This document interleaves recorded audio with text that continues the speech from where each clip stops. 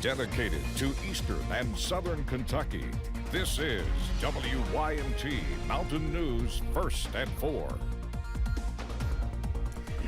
Good afternoon, I'm Steve Hensley. First at 4, we're going to start with some breaking news out of Perry County. Now, I want to reiterate, this is very preliminary information, but we are told several schools are locked down right now due to some sort of incident involving a vehicle that happened around 2 this afternoon at the bridge on exit 59. Now, that's not far from the Walmart area, just north of Hazard, in the area where Highway 80 and the Hal Rogers Parkway intersect. Now, we understand East Perry, West Perry, and Perry Central High School were locked down, and they are holding students from dismissal until the all clear is given from law enforcement. I've also been told some other places of business in that area are just under lockdown as a precaution. We are still trying to reach out to law enforcement to figure out exactly what is going on, but we've heard no reports of anyone being hurt.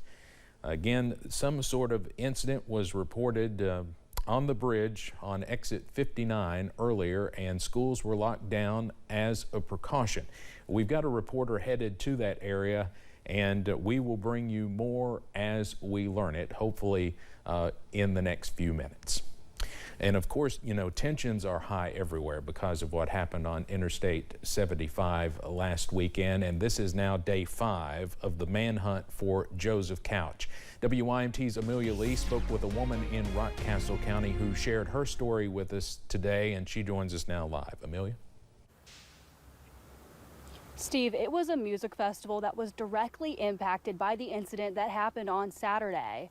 The music festival takes place at Rockcastle Riverside, and I am told by organizers of that event that where the music festival happens is approximately 6 miles away from where the reported shooting happened on Saturday on I-75. Those at the festival say local fire departments and EMS were already there when that shooting happened because of routine safety. Due to that, officials were able to keep festival attendees up to date as more information came through. That included many of the first 911 calls. Folks were advised by law enforcement to stay calm and just to carry on as usual. I spoke with Michelle Sawyers, the manager of Rockcastle Riverside. She tells me she's lived in the area of the Daniel Boone National Forest, where authorities are currently searching for the suspect, Joseph Couch, all her life.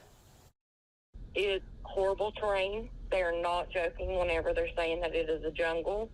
It is very deadly and not to be treated lightly through there. But I have faith in the law enforcement and that they will do what they need to do. Sawyer told me that folks in attendance at the festival just tried to stay calm and continue to do what officers asked them to do. She even says that members of the bands tried to pull people closer to the stage just so that they could all stay together as a collective. Some folks, they tried to leave, but they were not able to due to the road closures on I-75. And again, that was approximately 6 miles away from where this music festival was happening. At this time, Rockcastle Riverside has closed kayak rides, trying to just obey what officers say about avoiding the areas of the Daniel Boone National Forest, but they are doing what they can to continue to stay safe. In Laurel County, Amelia Lee, WYMT Mountain News. Amelia, I know there has not been a news conference today, and that's the first day there hasn't been at least one. So at this point, Couch is still out there somewhere. There's nothing new in the investigation that you've heard today? No, there's not. I've actually spoken to some police officers with the London Police Department who tell me they're boots on the ground. They're checking certain wooded areas. They're also patrolling hospitals. They're patrolling preschools, just making sure that citizens can stay safe and feel protected during this time. All right, Amelia, we'll stay on top of it. Thank you very much. There's already been some decisions about school closings the rest of the week and games. Football games on Friday. We have some of that information on our website, and we'll be passing that along as we get it.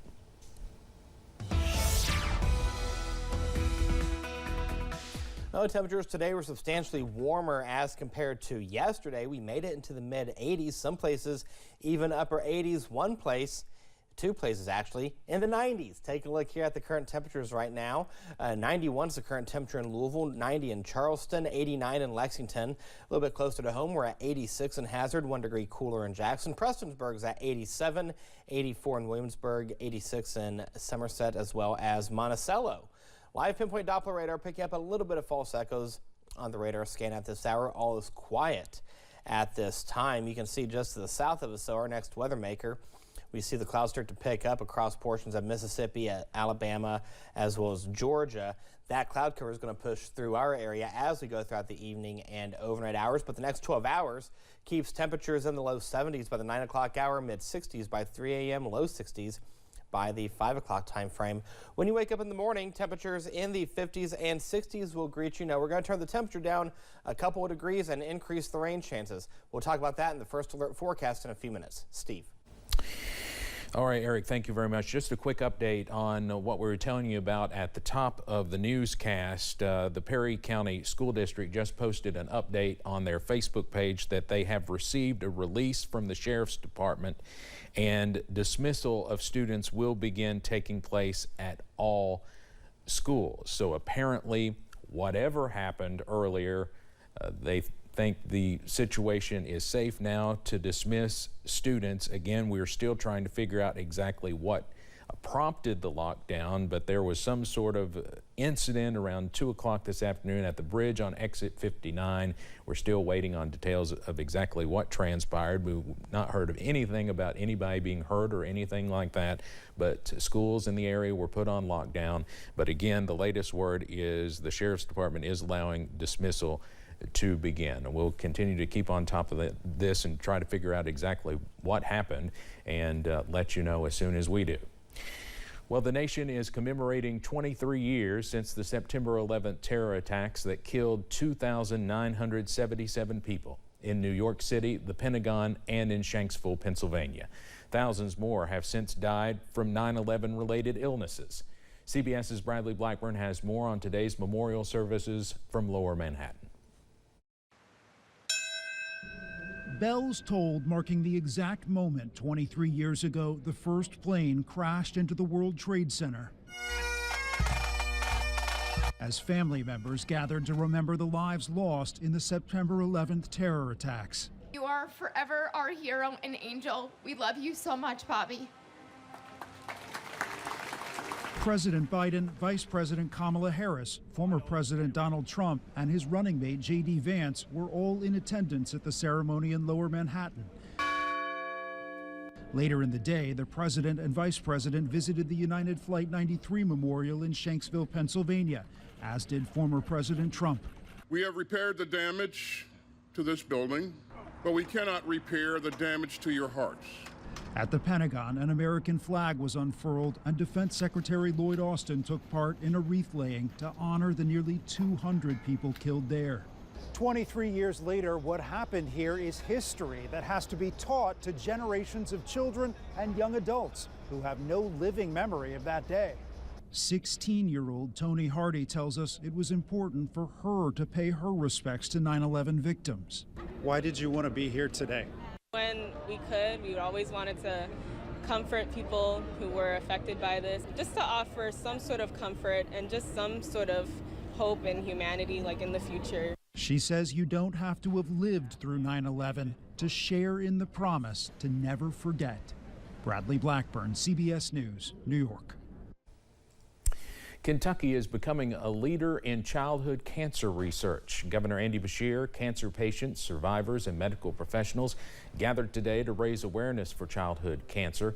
Roughly 15,000 children are diagnosed with cancer each year. More than 230 of them are in Kentucky.